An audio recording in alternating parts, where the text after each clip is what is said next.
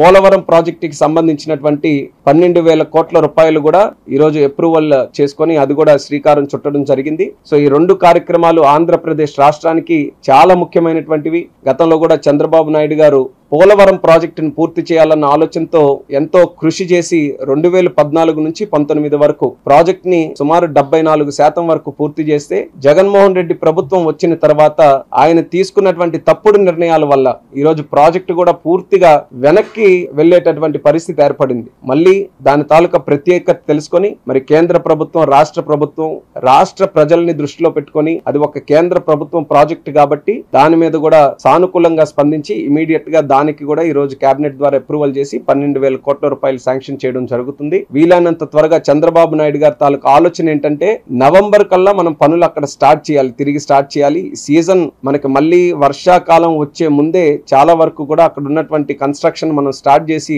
Progress ని మనం ముందుకు నడిపించాలనే ఆలోచనతో చంద్రబాబు నాయుడు గారు కూడా పెద్ద ఎత్తున ఆ యొక్క ప్రాజెక్టు మీద కూడా మళ్ళీ తిరిగి దృష్టి పెట్టడం వల్లే ఇవన్నీ కూడా సాధ్యమయ్యాయని కూడా ఈ రోజు గర్వంగా ఈ సందర్భంగా తెలియజేసుకుంటున్నాను.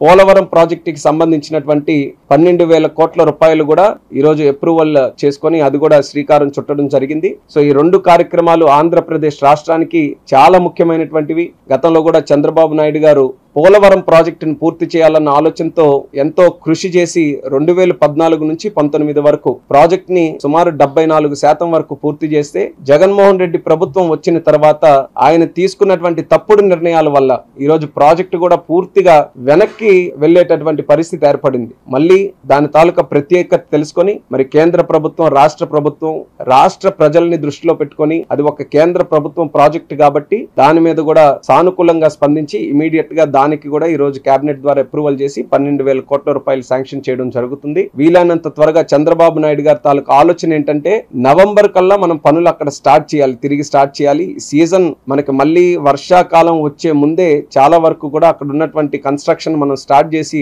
ప్రోగ్రెస్ ని మనం ముందుకు నడిపించాలనే ఆలోచనతో చంద్రబాబు నాయుడు గారు కూడా పెద్ద ఎత్తున ఆ యొక్క ప్రాజెక్టు మీద కూడా మళ్ళీ తిరిగి దృష్టి పెట్టడం వల్లే ఇవన్నీ కూడా సాధ్యమయ్యాయని కూడా ఈ రోజు గర్వంగా ఈ సందర్భంగా తెలియజేసుకుంటున్నాను.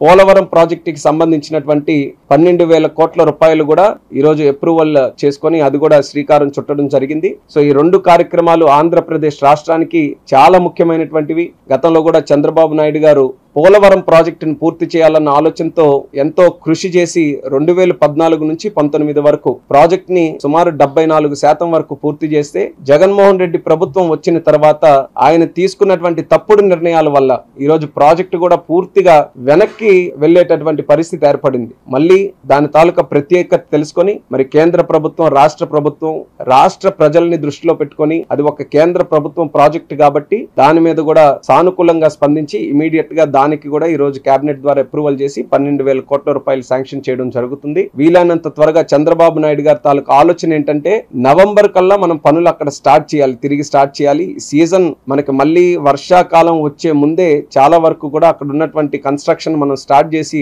ప్రోగ్రెస్ ని మనం ముందుకు నడిపించాలనే ఆలోచనతో చంద్రబాబు నాయుడు గారు కూడా పెద్ద ఎత్తున ఆ యొక్క ప్రాజెక్టు మీద కూడా మళ్ళీ తిరిగి దృష్టి పెట్టడం వల్లే ఇవన్నీ కూడా సాధ్యమయ్యాయని కూడా ఈ రోజు గర్వంగా ఈ సందర్భంగా తెలియజేసుకుంటున్నాను.